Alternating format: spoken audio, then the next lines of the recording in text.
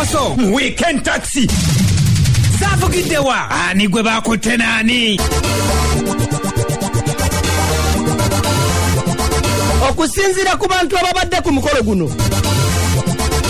batutegeezezzaako nga nabo bewuunya olunaku lwe bakeera ku makya ne bagenda balo bewuunyiza bwe bakeera ku makya ne bagenda ku mukolo guno na mu butuufu nabo banyininyini tena bakutegera kiki kituufu kyabatutteyo era naye batutegeeza nti omugolo ono yasaliddwa nnyo nga Julia Ngume okuba ate nga atuuse ku mbere ono gwe kutegeezako yabadde ku mukolo guno nagenza omukubira nga bakira munywani ono ali mu kukubo asala tatavaayo emikolo nga ate tugitegedde Mikolo kitambudde bwekiti muganda wange tumaliriza ekifaananyi tukimaze okukyanjula era kakati tukuluma okukasaba mutudde waka omwami oyo obadde omumanyiko lolwaki nomukyala naye okimanyi omumanyi besinanye nnyo okumanya oli naye njogera naye sinyo nga mukyala omukyala agamba akwadiriza niki lwaki omusajja omukazi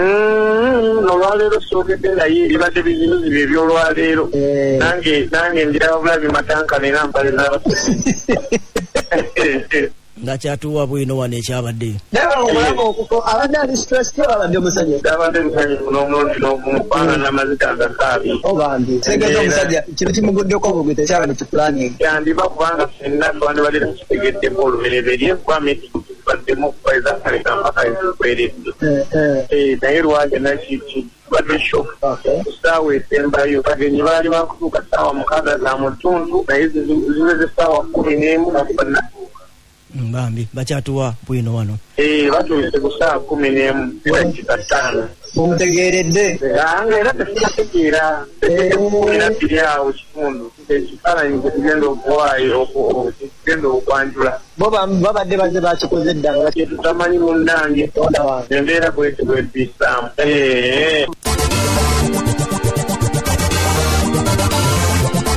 okusinziira ku mbeera eno oyinza okulowooza nti oba oliawo bino byampuna byennyini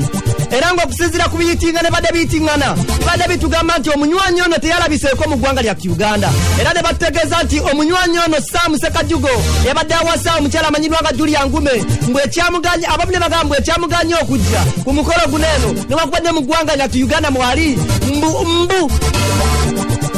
ayina omukyala Nalongo mulamba era ti Nalongo ne yana adagenda kugwa mu buufu bw'omukolo guno bw'atyo mbu yabadde ateekateeka okuba ate ng'agugwamu ko omwami ono n'agamba nti nedda tekijja kusoboka sijja kulinnyayo kansirikeyo ekifaananyi mpulidde bagamba nti alina omukazi kati omukazi naye yasazeewo ayingire mu ggwanga abigwemu ono bwe butadde eno omusajja mwali omusajja mwali mu ggwanga yajja luli yes omusajja mwali mu ggwanga bannange ebintu bino bizibu bannange ate biswaza bino byampuna wabula okusinziira ku Julia Ngume ono ye yayogeddeko naffe era bw'ati omusasi wange Betty namukwayo okuva ku NBS TV yagezezaako okuba ate nga amunoonyako ng'omukolo guwedde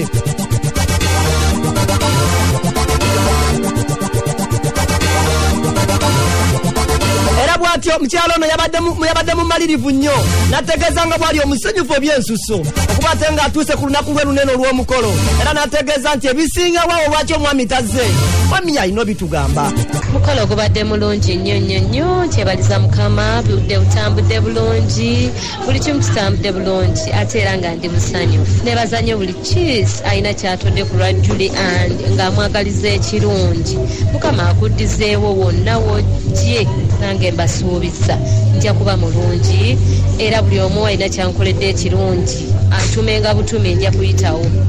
abantu abali bandibuuza lwaki omwami tabadde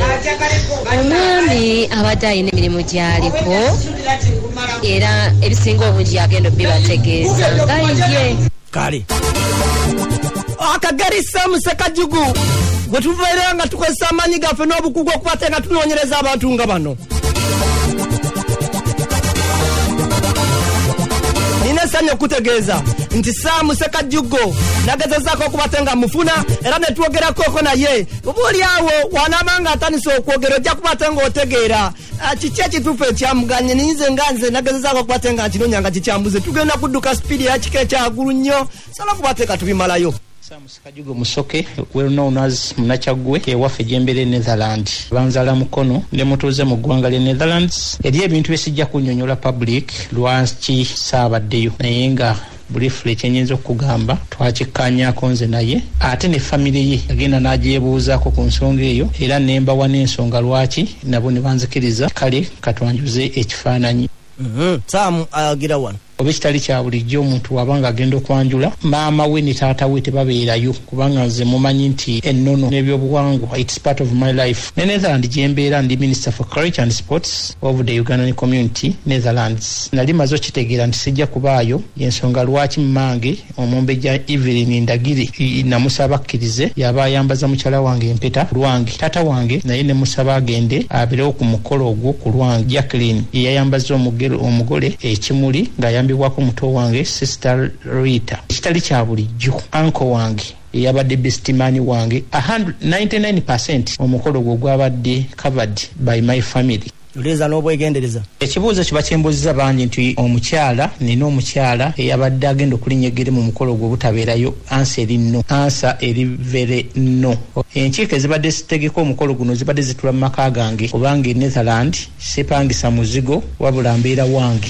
mu apartment yange eri mu mannya gange. Most of the times Julia abadde abeerangako live na participating mu nkiiko ezo obanga waliwo bye twetaaga atuwabuli 100% akimanyi nti wange ndi muwulu sire mufumbo kyokka nina abaana basatu naye maama w'abalongo twayawukana dda abeera we ate tabina ne bimukwatirako bino era talina ene havoc gyali akoze okutaataganya omukolo gwaffe guno ekyo bakimuteekerako bwereere. Owuliriza n'obwegendeza munywanyi abantu abali babaddeko mawanga g'ebweru oba abali bakoleddeyo kuba kimanyi bulungi nti mu mwaka omuntu amu omwezi gumu okubeera ne holiday kanjogere ku Netherland kati nze nkola omulimu wenza okugamba a professional job mu Netherland nasaba holiday yange ya mwezi gumu era nenzikirizibwa okugenda. Omuntu gwe bagaana okuva ku mulimu nti togenda mpozi ng'ali illegal mu nsi eyo naye nze siri illegal ndi mutuuze I have my citizenship. Kyova olaba kugambye nti ninayo n'abaana tewali nsonga yonna bakama bange gye bayingiddemu kunnemesa okubeera ku mukolo ogwo.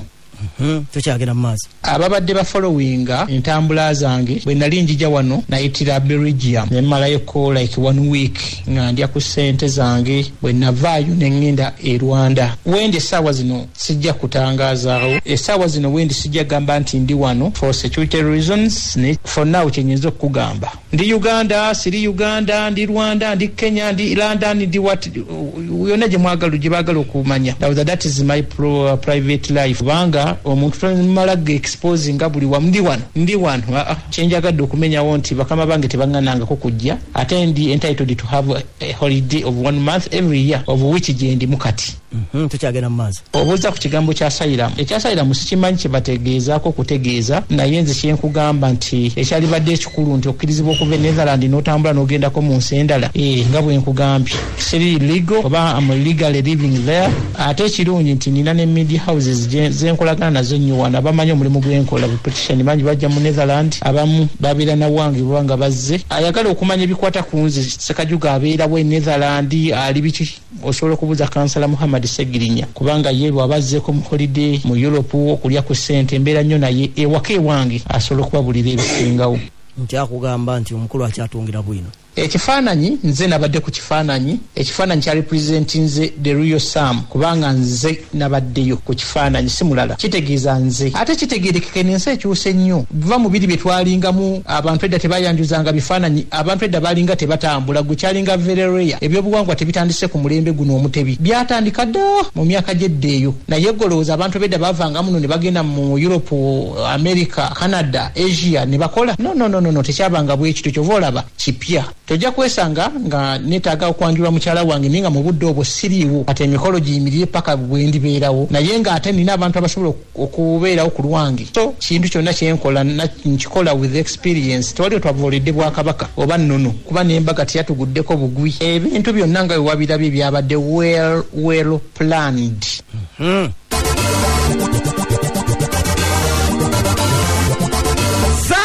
Sekajugo abangi badde bananya owa mukyala amanyidwa nga Julie abandi nga bamugamba nti kiki waguddeko wabula Sam n'obwa Sam bwe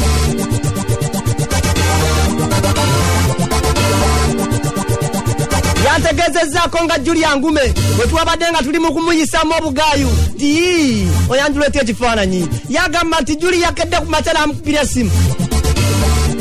nga yakavaayo namugamba nti mukwano heartbeat switi kamondi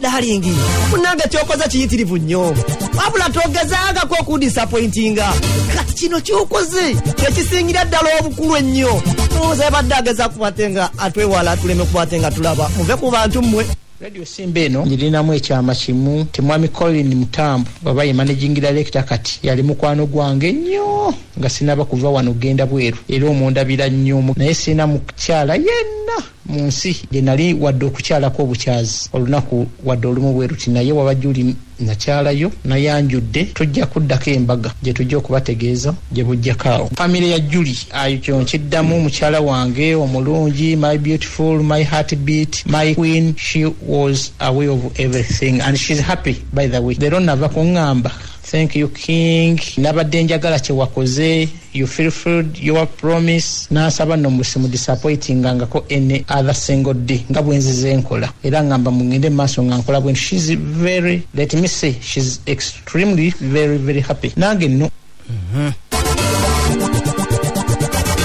twakulabye munnange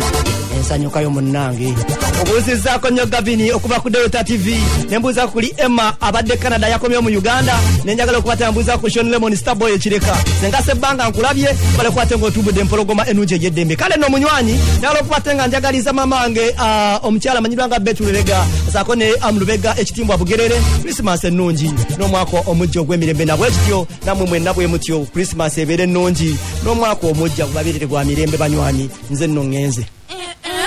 So can you guys get serious? Kati orambulo kasawe deyo. Nesawe dako mjikole namwe.